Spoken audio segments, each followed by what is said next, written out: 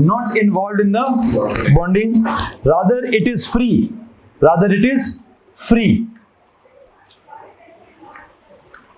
Fourth electron is not involved in the bonding, rather it is free. अब वो free होके फायदा देगा या वो नुकसान देगा, ये तो बात की बात है, लेकिन हाँ कम से कम इतनी बात जरूर हो गई है कि अगर 3 इलेक्ट्रॉन शेयर हुए हैं और चौथा फ्री है, वो इन्वॉल्व नहीं हुआ बॉन्डिंग में, तो वैलेंसी कंप्लीट नहीं हुई। वैलेंसी का जो कॉन्सेप्ट है वो कंप्लीट नहीं हुआ। वैलेंसी क्या थी? 4 इलेक्ट्रॉन्स शेयर किए जाएं, इसने कंप्लीट नहीं किया है फिनोमेना। तो काम करें, एक और चीज लिखें, I dot e valency is not completed. I dot e करके लिखें, वैलेंसी इज नॉट कंप्लीटेड या valency is not completely satisfied.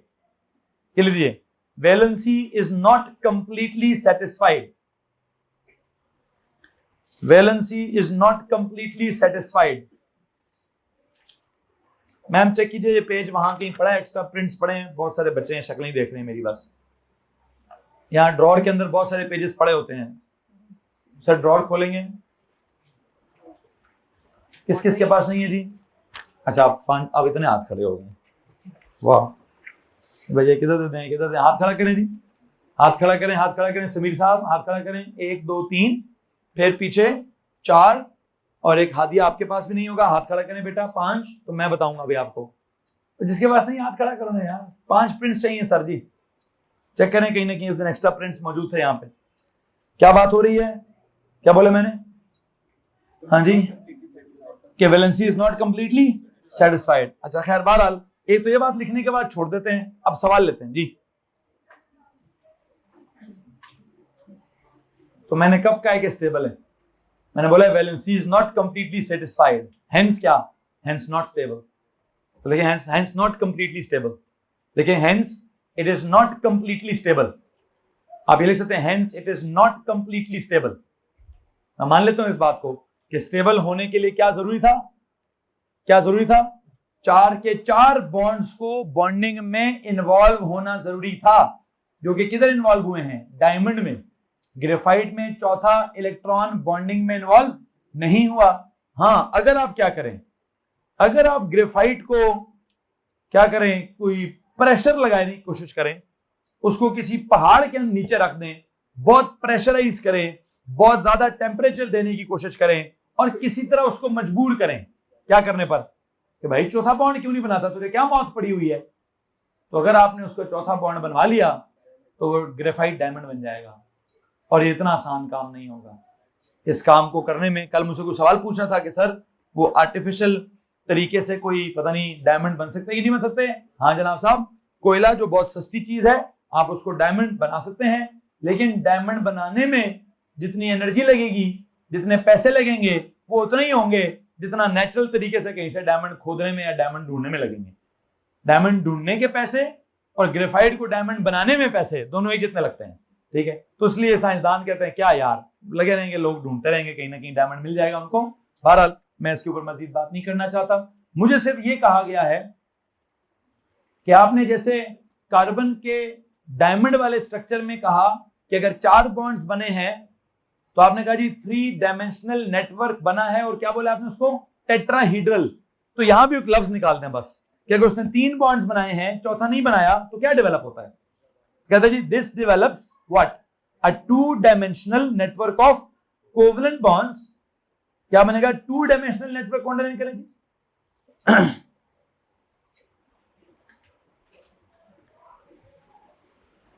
2 dimensional network कौन डिजाइन करें? असल में यहां 2 डायमेंशनल का लफ्ज पता है किसके लिए इस्तेमाल किया गया है? लेयर्स के लिए इस्तेमाल किया गया है।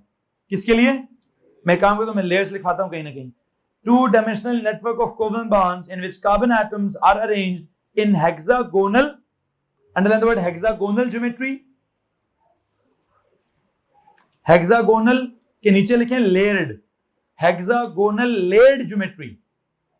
हेक्सागोनल ज्योमेट्री जहां लिखा है ना, वहां लिखे hexagonal layered geometry, hexagonal layered geometry. तो लो जनाब साहब, मैं जो आपको असल में 2-3 बातें रटवाना चाहता था वो क्या है? एक लफ्ज है डायमंड, एक लफ्ज है ग्रेफाइट।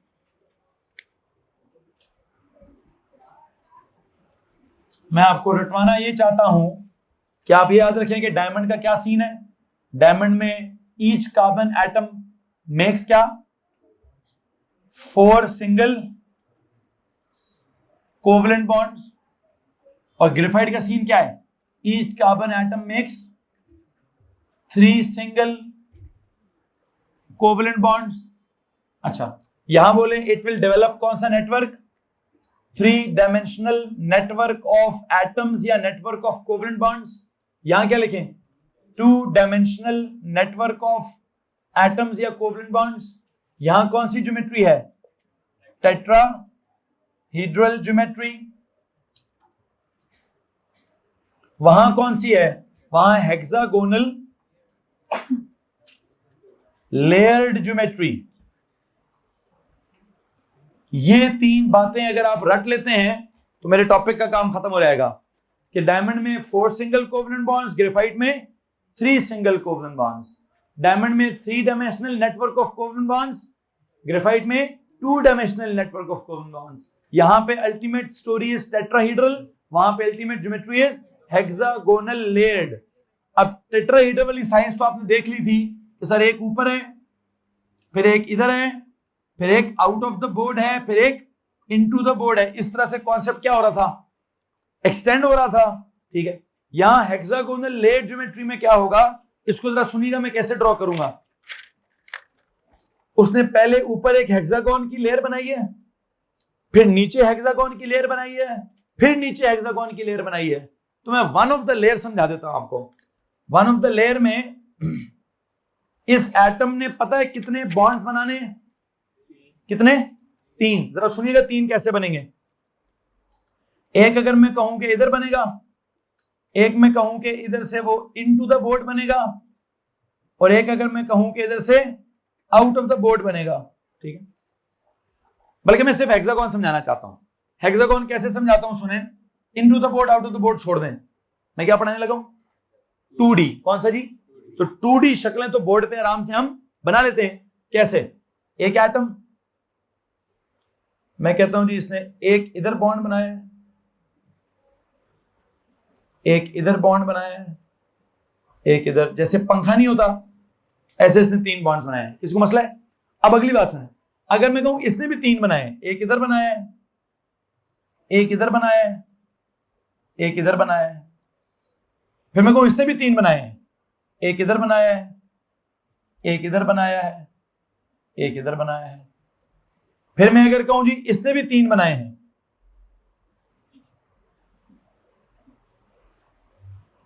एक ये बना हुआ है, एक जो है इधर बना हुआ है, एक जो है वो इधर बना हुआ है।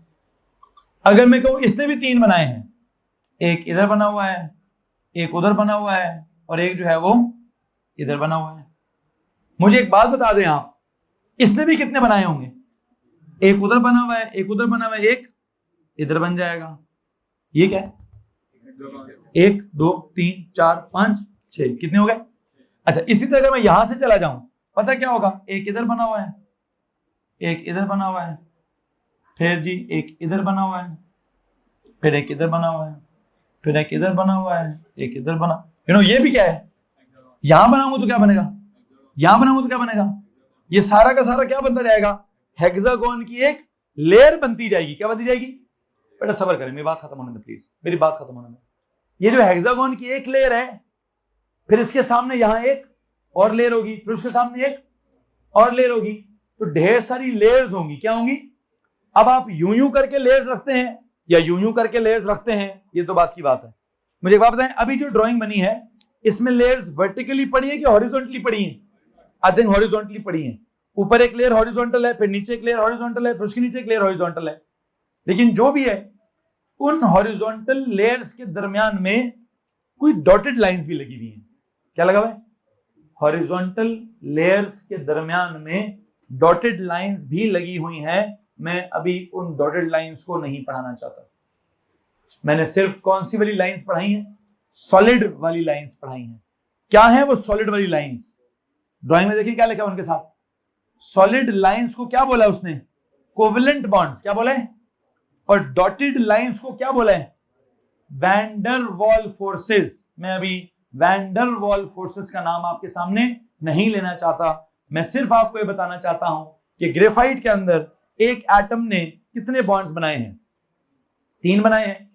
और ज्योमेट्री कैसी होगी, 2 डायमेंशनल होगी। और उसके बाद अल्टीमेटली ड्राइंग कैसी होगी, हेक्सागोनल लेयर्स होंगी, और आपने उनको ड्रॉ नहीं करना होगा। इसलिए मैंने आपको ये पेज दिया है कि आपने क्या करना है, आपने ड्राइंग नहीं बनानी, आपने सिर्फ शक्ल देखनी है। आपको सिर्फ शक्ल स्कैन करनी है कि डायमंड की शक्ल कैसी होती है। वो लेफ्ट पे केकड़ा नजर आ रहा है आपको। ग्रेफाइट की शक्ल कैसी होती है सर, वो लेयर्स नजर आ रही है हमें। और लेयर्स के अंदर क्या जरूरी है, लेयर्स के अंदर क्या जरूरी है, हेक्सागोन्स। क्या चेक करें, लेयर्स के अंदर हेक्सागोन्स नजर आ रहे हैं, लेयर्स के अंदर आपको हेक्सागोन्स नजर आ रहे हैं। बस दैट्स इट। आपने ड्राइंग नहीं बनानी, आपने 3 पॉइंट्स याद करने हैं, इधर भी ये 3 पॉइंट्स याद करने हैं। इन 3 पॉइंट्स के रिलेटेड कोई सवाल है तो हाथ खड़ा करेंगे। अब आप हाथ खड़ा कर दें पहचान, इन 3 पॉइंट्स के रिलेटेड नहीं तो उतना पूछेंगे जितना मैं पढ़ाऊंगा जी।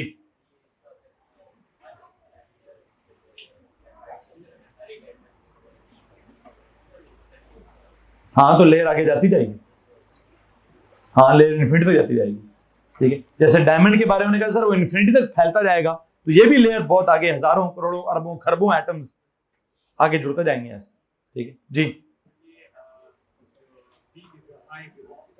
ऊंचा बोले, हाँ हाँ उसी की तरह के अच्छे हैं, बिल्कुल ठीक है। उधर भी हेक्सागोन ही होता है। और जनाब साहब कोई और सवाल जी? चलें एक काम करेंगे, इसके अंदर कुछ प्रॉपर्टीज हैं जी। एच वाले को मैं नहीं पढ़ाना चाहता, ठीक है। बहरहाल आपके पास बेटा एक वर्कशीट है, आप में से किस किस के पास वर्कशीट भी नहीं है?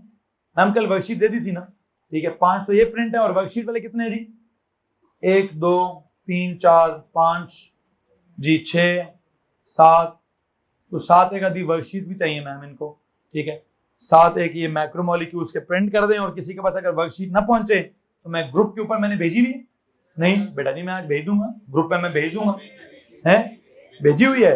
तो मैं आपकी इतला के लिए अर्ज ये करना चाहता हूं कि कल इस ग्रेफाइट को पढ़ाने में मेरे सिर्फ 5 मिनट लगेंगे। तो कल मैंने केमिस्ट्री में क्या करना है, आपकी वर्कशीट चेक करनी है। क्या करना है भाई, वर्कशीट जो आपको दी गई है उसमें पहले 3-4 पेजेस सिंपल मॉलिक्यूल्स के हैं, फिर 3-4 पेजेस जो हैं वो मैक्रोमोलिक्यूल्स के हैं। हम वहां से जज करेंगे कि हमें टॉपिक समझ आया कि नहीं आया है, ठीक है जी। नहीं पढ़ा रहा जी, जी करना है, मैक्रोमोलिक्यूल्स भी करना है।